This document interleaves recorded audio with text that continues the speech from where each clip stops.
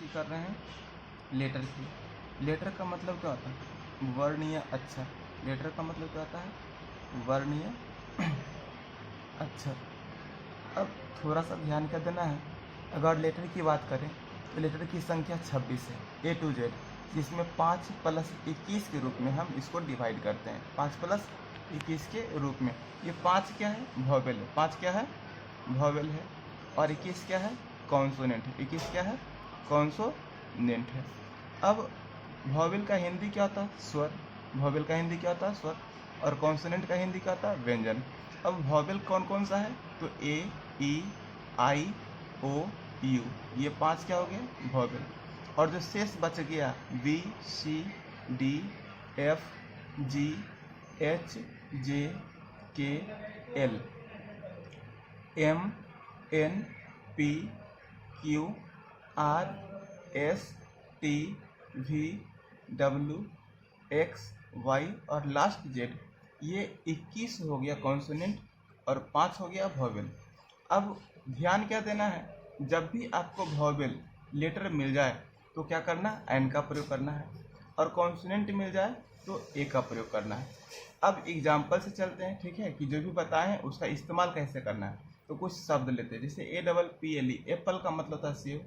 यहाँ ए आया first letter के रूप में, और इसके अनुसार हम क्या करेंगे? एन का प्रयोग करेंगे। उसी प्रकार से बात करेंगे ELEPHANT, एलिफेंट। यहाँ क्या आया? ई, इसके अनुसार क्या लगाएंगे? एन लगाएंगे।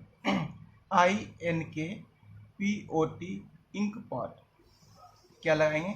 एन लगाएंगे। OX, ऑक्स, ऑक्स मीन्स बैल, क्या लगाएंगे? एन।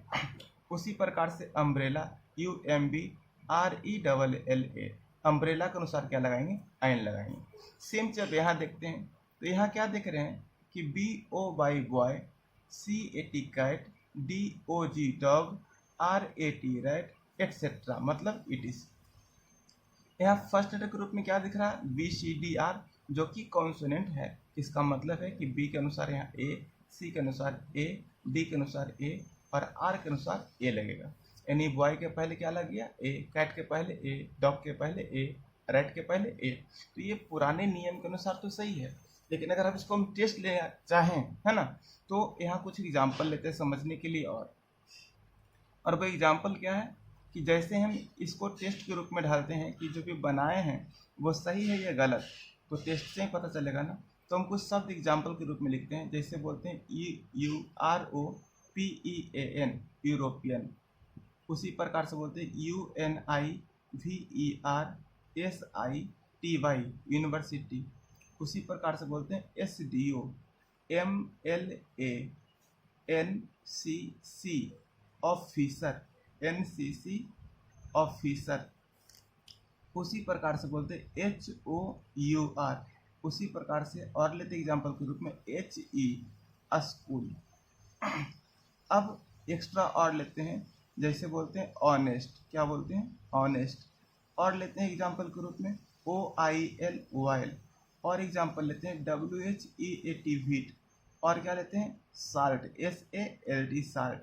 और भी एग्जाम्पल ले सकते हैं, जैसे में बॉयज लेते हैं, है ना, एटसेट्रा। इससे दुनिया भर का एग्जाम्पल आपको मिलता जाएगा। और अगर हम पुराने नियम के हिसाब से बात करें, है ना, कि जहाँ वॉवेल दिखे एन लगाना है, कॉन्सोनेंट दिखे ए लगाना है, अगर इस नियम को फॉलो हम करें तो क्या कहता है? वॉवेल AEIOU, बस फर्स्ट लेटर AEIO मिलना चाहिए। तो यहाँ क्या मिल रहा है? ई मिल रहा है, तो इसके हिसाब से हमको यहाँ क्या लगाना पड़ेगा? एन। यहाँ क्या मिल रहा है? यू मिल रहा है, क्या लगाना पड़ेगा? एन। एस मिल रहा है, कॉन्सोनेंट में है, ए लगाना पड़ेगा। एम मिल रहा है, ए लगाना पड़ेगा। एन, ए लगाना पड़ेगा।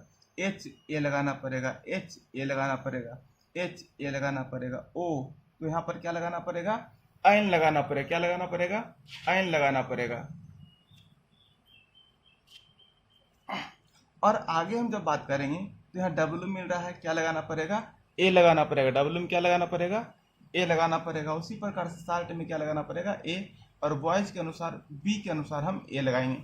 लेकिन बात है कि सही है या गलत, ये कैसे पता चलेगा? सही है या गलत, ये कैसे पता चलेगा? तो ये पता चलेगा कंडीशन। कहता है ना, अगर कोई चीज़ बना रहे हैं तो उसका कहीं ना कहीं साक्ष्य प्रूफ है, साक्ष्य प्रूफ है। तो उसके लिए क्या करना पड़ेगा? यूज ऑफ AN के हिसाब से यूज ऑफ ए एन के हिसाब से अगर बात करें तो कंडीशन दिया गया है, अगर इन कंडीशन को फुलफिल करेंगे तो आवश्यकता है 100% सही होगा, आर्टिकल यानी कि ए एन में कभी कोई दिक्कत नहीं होगा। तो यूज ऑफ एन करने का मतलब है कि आपको ध्यान देना पड़ेगा हिंदी उच्चारण पे। ध्यान किस पे देना पड़ेगा? हिंदी उच्चारण पे। हिंदी उच्चारण के दृष्टिकोण से अगर बात करें तो यहाँ भी एक स्वर होता है और दूसरा व्यंजन होता है। स्वर का मतलब क्या होता है? अ, आ, ई, उ, ए, ऐ, ओ और हो गया औ। ये जो दिखाई दे रहा है इसको हम स्वर अक्षर का चार्ट बोलते हैं, नहीं कि स्वर चार्ट बोलते हैं। अब जो हम चर्चा कर रहे हैं वो कर रहे हैं व्यंजन की चर्चा। मतलब ऊपर स्वर अर्थात वॉवेल हो गया, नीचे व्यंजन अर्थात कॉन्सोनेंट हो गया। अब कॉन्सोनेंट में क्या हो गया? क वर्ग। क वर्ग का मतलब पूरा। उसी प्रकार से बात करें च वर्ग, च वर्ग का मतलब पूरा। ट वर्ग, ट वर्ग का मतलब पूरा। त वर्ग, त वर्ग का मतलब पूरा। आगे अगर हम बढ़ेंगे तो प वर्ग होगा, प वर्ग का मतलब पूरा। एक्स्ट्रा य, र, ल, उ, तलब स, मूर्धन स, दंत स, ह, इतना सारा कुछ जो है ये क्या है? व्यंजन वर्ण है। क्या है? व्यंजन वर्ण है। अब बात आती है कि इस व्यंजन वर्ण के हिसाब से हम यहाँ ए का प्रयोग करते हैं और स्वर के हिसाब से हम एन का प्रयोग करते हैं। ध्यान क्या रखना, किसी भी शब्द का जब उच्चारण करते हैं, किसी भी शब्द का जब हम उच्चारण करते हैं तो उच्चारण के क्रम में जो प्रथम अक्षर उच्चारण में आता है उसी उच्चारण अक्षर को पकड़ करके हम स्वर या व्यंजन कर करके ए या एन का प्रयोग करते हैं, ए या एन का प्रयोग करते हैं। पर फोकस क्या करना है कि ये बात तो समझ में आ कि हिंदी उच्चारण के हमें अनुसार हमें आर्टिकल का प्रयोग करना है, पर फोकस यहाँ क्या रखना है कि एन का यूज करने के क्रम में निम्नलिखित 3 बातों का ध्यान रखना है। कितने बातों का? 3 बातों का। वो 3 बात क्या है ये भी आई आपके लिए, है ना। प्रथम 3 पॉइंट अगर बात करें तो फर्स्ट क्या है?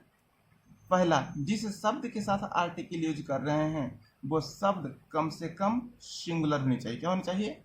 सिंगुलर होनी चाहिए। दूसरा, काउंटेबल होनी चाहिए। तीसरा, नाउन होनी चाहिए। अब क्या है कि यहाँ पर हम बात करें सिंगुलर। सिंगुलर का मतलब जिससे एक संख्या का बोध हो, अर्थात जब भी हम गिनती करें तो 1 2 3 4 5 करने में एक पता चले कि वो एक है, चाहे वो हम इस एक कलम की बात कर रहे हैं या इस एक कॉपी की बात कर रहे हैं या एक कुर्सी की बात कर रहे हैं। दूसरा, हम एक तभी न कर पाएंगे जब उसकी गिनती कर पाएंगे। मतलब दूसरा क्या है? काउंट प्लस एबल, मतलब जो गिनती के योग्य हो अर्थात जिसे गिना जा सके। तीसरा, नाउन अर्थात संज्ञा। ऐसे डिफिनेशन की बात करें तो noun is the name of person, place और थिंग, मतलब व्यक्ति, वस्तु अथवा स्थान के नाम को नाउन कहते हैं। दूसरे दृष्टिकोण से अगर बात करें तो noun is a naming word, नामकरण की जाने वाले शब्द को भी हम नाउन बोलते हैं। तो मतलब जिस भी वस्तु का नामकरण करते हैं वो क्या है? नाउन है। तो हम विशेष डीप नाउन के भीतर नहीं जाएंगे क्योंकि नाउन को ढेर सारा बनावट के दृष्टिकोण से, संरचना के दृष्टिकोण से, मतलब अलग अलग भाग में ना डिवाइड किया गया है, जाति के दृष्टिकोण से। तो ऐसा क्या है ना, नाउन कभी सिंगुलर प्लूरल के रूप में आता है, कभी कंपाउंड, कभी कॉम्प्लेक्स के रूप में। तो इस तरह से हम यहाँ पर बात कर रहे हैं एन को लेकर के। तो नाउन में कंडीशन क्या रखा गया एन के लिए कि पहला सिंगुलर नहीं चाहिए, दूसरा काउंटेबल और तीसरा नाउन। अगर इस 3 में से एक भी गायब होता है तो आर्टिकल का यूज नहीं होगा। अब फोकस क्या करना है कि ये जो बना ये सही है या गलत, ये कैसे पता चलेगा। अब हम पुराने नियम को छोड़ के नए नियम के अनुसार बनाते हैं। ये ओल्ड टेक्निक था, अब हम न्यू की बात कर रहे हैं। किसकी बात कर रहे हैं? न्यू की बात कर रहे हैं। तो न्यू नियम के हिसाब से हम देखते हैं कि हमें क्या करना है, किसी भी शब्द के साथ जब आर्टिकल यूज करना है तो सबसे पहले निम्नलिखित ये कंडीशन को मैच करना है कि कंडीशन मैच कर रहा है कि नहीं। अगर कंडीशन मैच कर रहा है तब हमको इस्तेमाल करना है। तो कंडीशन पहला क्या? सिंगुलर, काउंटेबल और नाउन। तो मिलाओ यूरोपियन नाउन है कि नहीं, तो पता चलता है यूरोप में रहने वाला व्यक्ति को हम यूरोपियन कहते हैं, मतलब वहां के व्यक्ति को नामकरण किए यूरोपियन बोल कर करके। तो पहला क्या हुआ? नाउन हो गया। दूसरा काउंटेबल, अब जब यूरोपियन यूरोप में रहने वाला व्यक्ति है तो उसकी गिनती तो संभव है ही, तो यूरोपियन काउंटेबल हो गया। अब तीसरा, जब काउंटेबल हो गया तो इसको एक दो तो कर सकते हैं ना, तो ये सिंगुलर हो गया। अगर ये प्लूरल होता तो ये यूरोपियन ना होकर के यूरोपियंस होता, मतलब इसके नाम के लास्ट में एस लगता, वर्ड के लास्ट में एस लगता, तो ये प्लूरल फॉर्म में होता। और प्लूरल फॉर्म में जब होता तो इसमें आर्टिकल का इस्तेमाल नहीं होता। तो यहाँ क्या देख रहे हैं, सिंगुलर मिला, काउंटेबल मिला और नॉन मिला। अब हमको क्या करना है, हिंदी उच्चारण। अब जब हिंदी उच्चारण करेंगे तो सबसे पहले यूरोपियन लिखेंगे, और जैसे ही यूरोपियन लिखेंगे तो इसमें क्या दिख रहा है, यू दिख रहा है। क्या दिख रहा है, यू। यू किससे बना हुआ है, य से बना हुआ है। य का मतलब व्यंजन, क्या लगाएंगे, ए लगाएंगे। अब देखिए पासा पलट गया ना, हम जहाँ एन लगा रहे थे क्या लग रहा है, ए लग रहा है, तो सही क्या है, ये बना। उसी प्रकार से यूनिवर्सिटी, यूनिवर्सिटी का मतलब क्या हो रहा है, विश्वविद्यालय। क्या है, एक स्थान जहाँ पढ़ाई लिखाई लोग करते हैं ना, और वो विश्वविद्यालय है। तो पहला विश्वविद्यालय नामकरण किए, नाउन हो गया। विश्वविद्यालय की गिनती कर सकते हैं 1 2 3 4 5 के रूप में, तो ये काउंटेबल हो गया। तीसरा, यूनिवर्सिटी सिंगुलर फॉर्म में, किस फॉर्म में है, अगर ये प्लूरल होता तो बाई को हटाते IES लगाते, मतलब यूनिवर्सिटीज। क्लियर है। तो यहाँ यूनिवर्सिटी में सबसे प्रथम अक्षर क्या मिला, यू। यू किससे बना, य, यानी कि व्यंजन वर्ण से। क्या लगाएंगे हम, ए लगाएंगे। दूसरा भी क्या लग गया, ए लग गया, मतलब ये भी गलती हो गई। अब बात करते हैं SDO। SDO का मतलब क्या हो रहा है, एक पोस्ट का नाम। SDO क्या है, पोस्ट का नाम। अब यहाँ देखते पोस्ट का नाम के हिसाब से नामकरण हो गया, नाउन कहलाएगा। दूसरा SDO पोस्ट, SDO पोस्ट पे बैठना जितना भी व्यक्ति, सबकी गिनती संभव है, काउंटेबल हो गया। और SDO के रूप में सिंगुलर है। अगर प्लूरल होता तो SDO बाई 2, है नी, आधा में S लिखा था, ये प्लूरल फॉर्म में है।